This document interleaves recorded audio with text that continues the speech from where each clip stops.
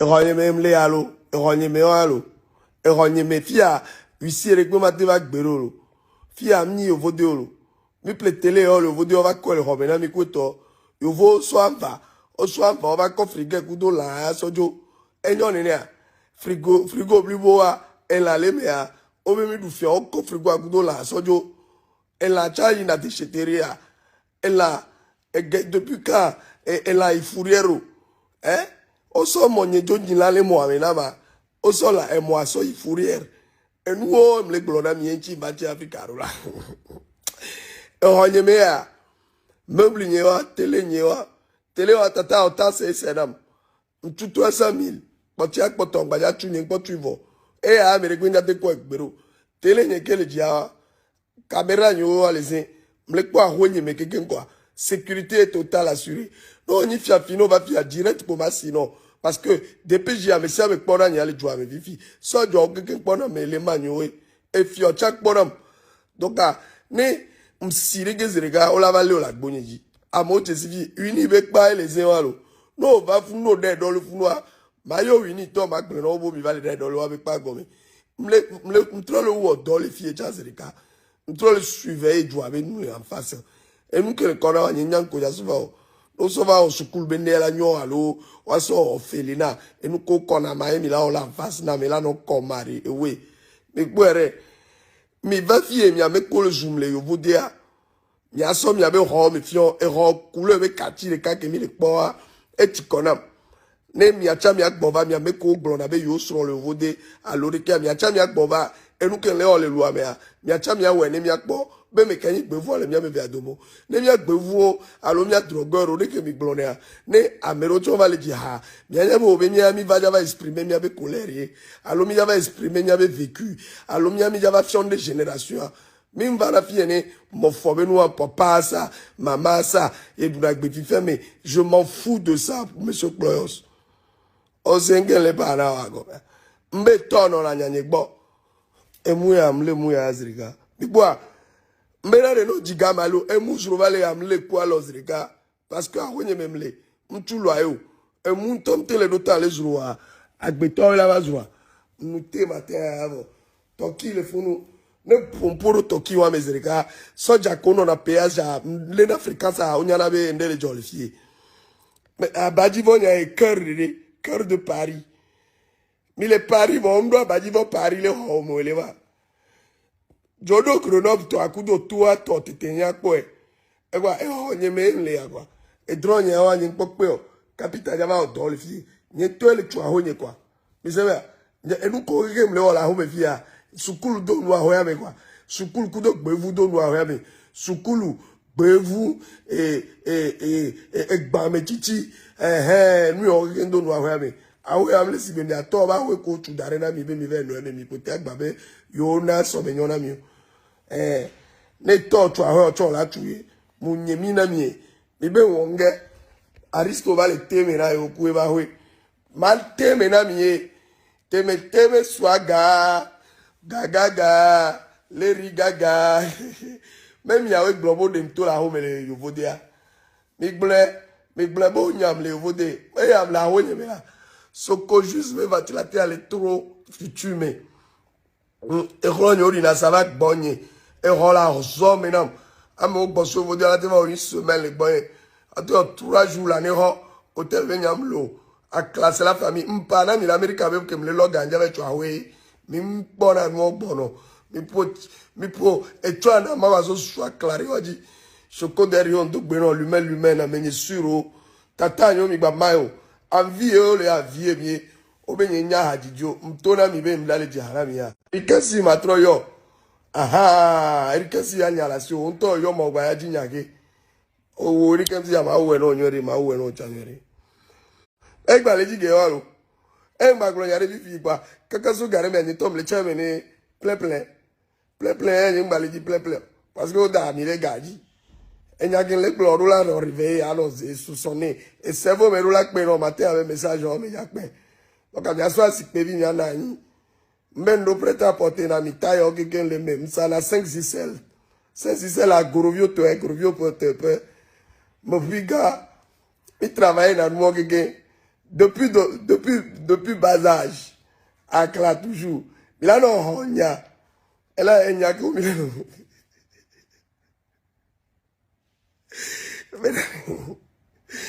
mais, ne me m'a donné mais donne à mi vivre mais là, please, les gars. Mais là, mais ça me donne un problème là, mais vous. Et là, tu me donnes un peu, faut gâteau, faut gâteau, donc, mesdames, yégbé, ça va que caca. Monsieur Franck, merci beaucoup, non. On va trop reprendre l'activité dans la foutellerie. Foutellerie, ami, c'est comme ça. Fike fou, on a, on a foufu, fike fou, on a, on a foufu, on a, les foutellerie. Et nous, comme dans nos panam, il y a futur, mais nous, on dans nos panam, quelque la vania, il y a mjovo, il y a futur même les. Et nous, comme les ouatouarés, ça n'a rien à voir de ce que vous faites. Et me sommes dit, ah, les gâteaux, et me cette loi, la bagla d'arrêt, il y a fait inspiration. Volet d'inspiration. Mais il y a des années barrées, parce qu'il y a qui les n'y vivia. Si ça peut t'aider, pourquoi ne pas faire pour toi? Peut-être tu peux me sauver un jour. Mais c'est un homme, pas, mais message, mais là, oh ben, diama. Mais bon, ne peut pas blanc. Mais même t'aimer là, au rego. Et n'y a qu'à les t'aimer là, mais n'y a qu'à les t'aimer là,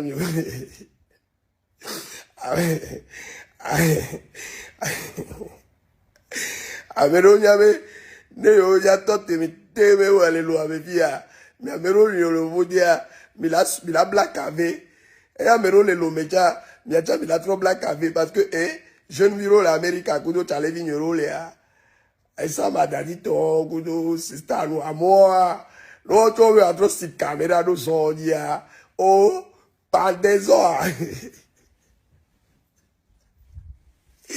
pas des hommes pour la parole, mais à l'opi, à l'autre qui va avec l'autre qui est là. Elle a dit, oh, à Badi Boy, allez, c'est maman. Vous avez combien de jours? Elle a dit, pendaison à l'opénérie. Et je ne l'ai pas carré. Et nous, on a là, la zone sont coupés, parce que nous avons beaucoup de rôles, il y a. Et nous avons dit, mais les vivres. Mais les traumatisés, mais les tordus, nous formatons avec, nous la sous maintenant. C'est ça votre problème.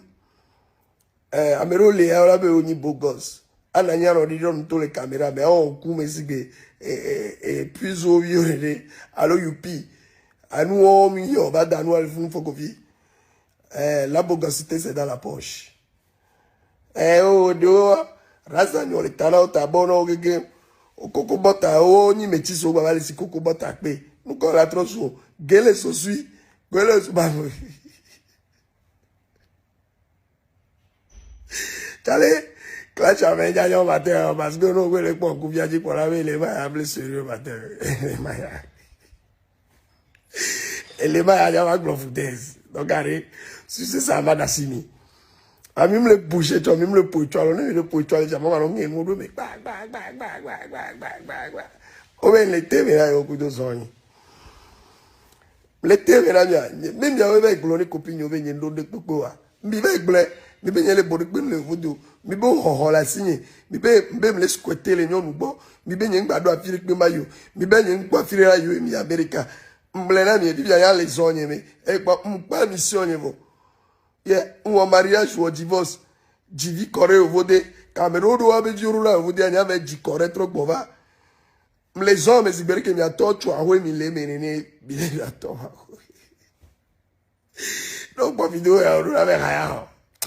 Tout le fou, camarade, on a si tort, ma vie, vraiment retraite. Et toi, et où, mais tu as rien. Et toi, tu es barré, charge qu'on y est, et toi, allô Noah, charge qu'on y est vivant, mais caca, autant que tout moment où on ne coupe là.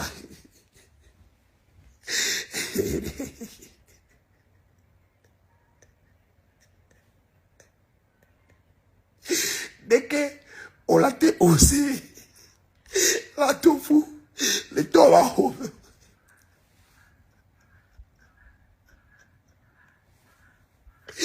Mais là, on s'est roulé. Oh, mais l'étoile ne passe pas, l'étoile à beau pour.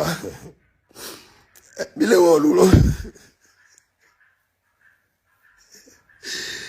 Bile sema, lumba le teme na biurwa. Tu peux oser faire ça.